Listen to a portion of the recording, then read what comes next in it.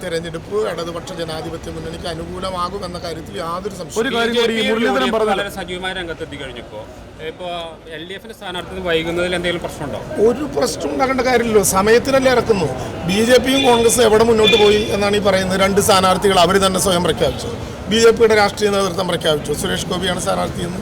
കോൺഗ്രസിൻ്റെ രാഷ്ട്രീയ നേതൃത്വം പ്രഖ്യാപിച്ചു, പ്രതാപനാണ് സ്ഥാനാർത്ഥിയെന്ന്. ചില ആളുകൾ ഞങ്ങൾ തന്നെയാണെന്ന് പറഞ്ഞിറങ്ങും, നാളെ അവർ തന്നെ ആകട്ടെ. ഇത് തെരഞ്ഞെടുപ്പിൽ നടത്തേണ്ട സംഘടനാപരമായ ഒരുക്കങ്ങൾ കൃത്യതയോടുകൂടി ഞങ്ങൾ നടത്തുന്നുണ്ട്. തെരഞ്ഞെടുപ്പിൻ്റെ സ്ഥാനാർത്ഥി പ്രഖ്യാപനം എപ്പോൾ വേണം? ഇടതുപക്ഷ ജനാധിപത്യ മുന്നണി കൂടിയാലോചിച്ച് ആ ഘട്ടത്തിൽ നടത്തും. ഞങ്ങളിപ്പോൾ പോകുന്നത് നവകേരള സദസ്സിൻ്റെ തുടർച്ചയായി കേന്ദ്ര ഗവൺമെൻറ് 1,07,632 കോടി രൂപ കേരളത്തിന് തരാനുള്ളത് നിഷേധിച്ചും ഗ്രാൻറ്റുകൾ തകർത്തും 3.5 കോടി വരുന്ന ജനങ്ങളെ ആക്രമിക്കാൻ, മറിയക്കുട്ടിമാർക്ക് കൊടുക്കേണ്ട പെൻഷൻ പോലും നിഷേധിക്കാവുന്ന വിധത്തിൽ പണം തരാതെ കേരളത്തെ ആക്രമിക്കുമ്പോൾ അതിനെതിരായി 64-ലെ സ്റ്റാറ്റ്യൂട്ടറി രജിസ്റ്ററിന് വേണ്ടി നടന്ന സമരം പോലെ കേരളത്തെ ഒറ്റക്കെട്ടായി ഒരു സമരത്തിലേക്ക് പോവുകയാണ്. 8-ന് ഡൽഹിയിൽ നടക്കാൻ പോകുന്ന സമരം അതാണ്. ആ സമരത്തിൻ്റെ ഭാഗമായി ബൂത്തുകളിൽ നിന്ന് ആരംഭിക്കുന്ന പദയാത്രകളിലൂടെ പഞ്ചായത്ത് കേന്ദ്രങ്ങളിൽ നടത്തുന്ന വലിയ ജനകീയ കൂട്ടായ്മകൾ കേന്ദ്രത്തിനെതിരായിട്ടുള്ള രാഷ്ട്രീയ സമരമാണ്. അത് കേരളത്തിന് വേണ്ടി നടത്തുന്ന സമരമാണ്, LDFൻ്റെ അല്ല, കേരളത്തിന് വേണ്ടി നടത്തുന്ന സമരമാണ്. അതാണ് ഞങ്ങളുടെ കൺസേൺ. K മുരളീധരനാണ് പറഞ്ഞത്, കോൺഗ്രസ് നേതാവാണെന്ന് പറഞ്ഞത്. തൃശ്ശൂരിൽ CPM കുരുതി കൊടുക്കുന്നു, ആ പ്രയോഗമാണ് അദ്ദേഹം. ഞാൻ പറഞ്ഞത് K മുരളീധരൻ എങ്ങനെയാണത് തീരുമാനിക്കുന്നത് എനിക്കറിയില്ല. ഞാൻ പാർട്ടിയുടെ ദേശീയ കൗൺസിൽ അംഗമാണ്. ആ ഉത്തരവാദിത്വ ബോധത്തോടു കൂടി പറയുകയാണ്, തൃശ്ശൂരിൽ ഇടതുപക്ഷ ജനാധിപത്യ മുന്നണിയുടെ ഐക്യബോധത്തിൽ യാതൊരു തകരാറുമില്ല.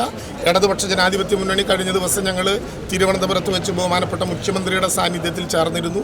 വളരെ കൃത്യതയോടുകൂടി ഇടതുപക്ഷ ജനാധിപത്യ മുന്നണി ഉറപ്പിക്കേണ്ടതും പറയേണ്ടതും തീരുമാനിക്കേണ്ടതുമായ സംഘടനാ കാര്യങ്ങളിൽ ഏതെങ്കിലും വിധത്തിൽ തർക്കമില്ലാതെ കൃത്യതയോടുകൂടി മുന്നോട്ട് പോകുന്നുണ്ട്. തൃശൂരിൽ കോൺഗ്രസും BJPയും തമ്മിലാണ് മത്സരമെന്ന TN പ്രതാപൻ MP പ്രസ്താവന നിരുത്തരവാദപരമാണെന്നും ഇത്തരം പ്രസ്താവനകൾ ഇന്ത്യ മുന്നണിക്ക് ഗുണം ചെയ്യില്ലെന്നും റവന്യൂ വകുപ്പ് മന്ത്രി അഡ്വക്കേറ്റ് K രാജൻ പറഞ്ഞു.